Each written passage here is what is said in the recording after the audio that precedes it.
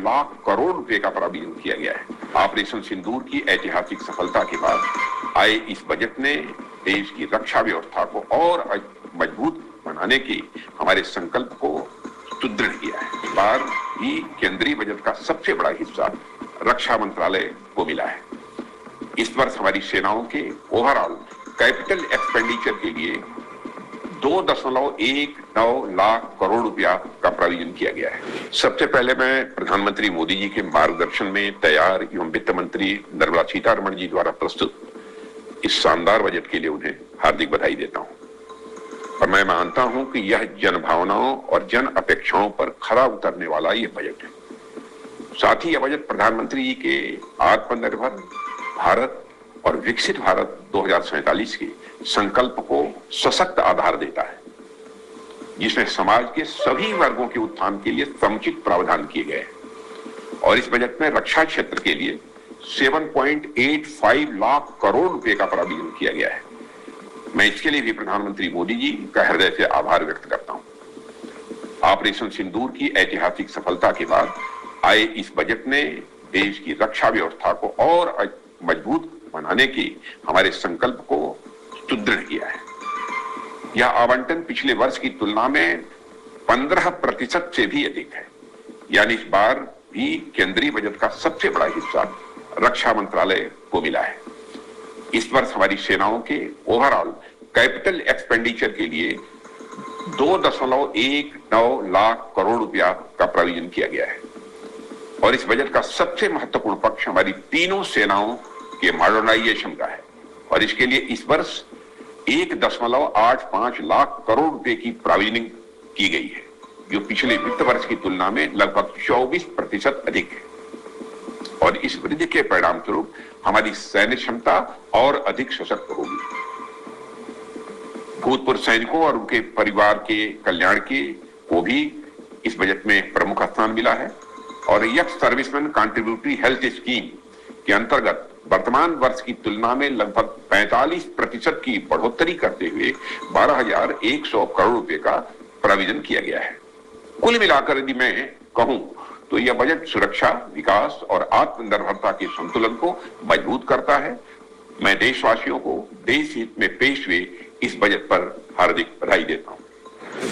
The Defence Ministry is extremely happy with the budgetary allocations announced by the Honorable Finance Minister as part of this year's budget. As you would be aware, the overall budget for the Ministry of Defence is going to be 7.85 lakh crores, which is a 15% increase over the allocation for last year. More importantly, in the area of CapEx, the overall capital expenditure outlay has gone up by 21% to about 2.19 lakh crores.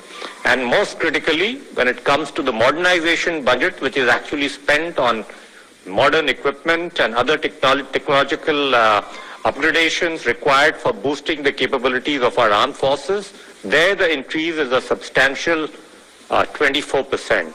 So all in all, this budget meets our expectations.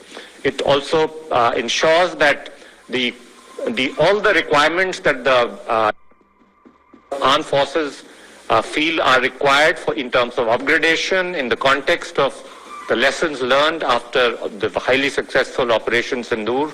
All those capabilities, that enhancement that they need will be fully provided for, while still maintaining defense expenditure as about 1.9% of our GDP. एक विकसित भारत के लिए जो reform express Modi ji का जो चला है, उसका एक बहुत बड़ा आज हम लोगों को बजट में देखने को मिला है।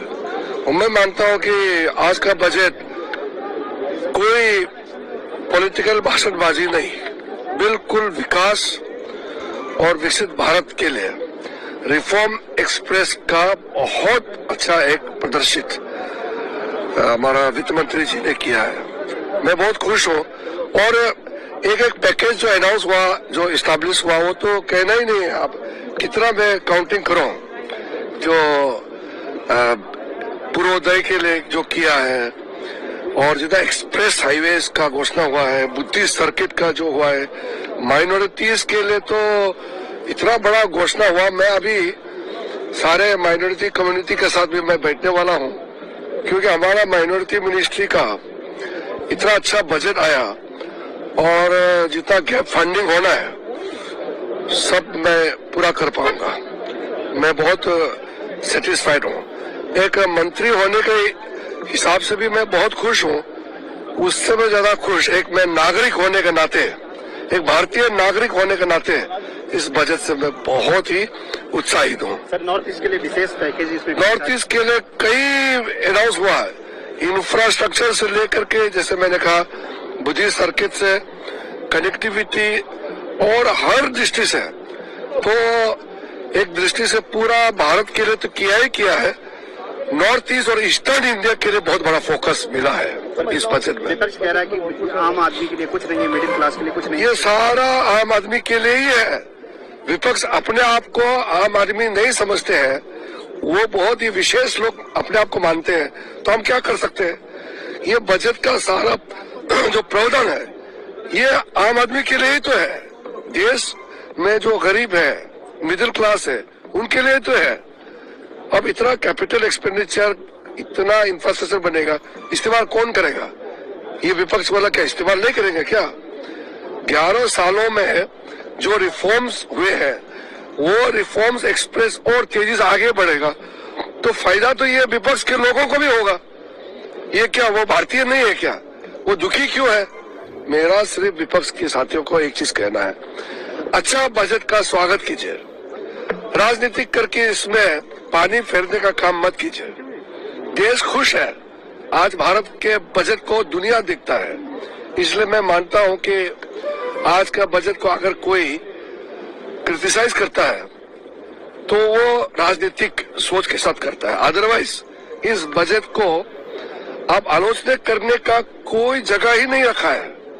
आपने देखा है कोई राजनीतिक बात करके कोई इधर उधर का बात नहीं किया, बिल्कुल ग्रोथ, विकास पे फोकस था।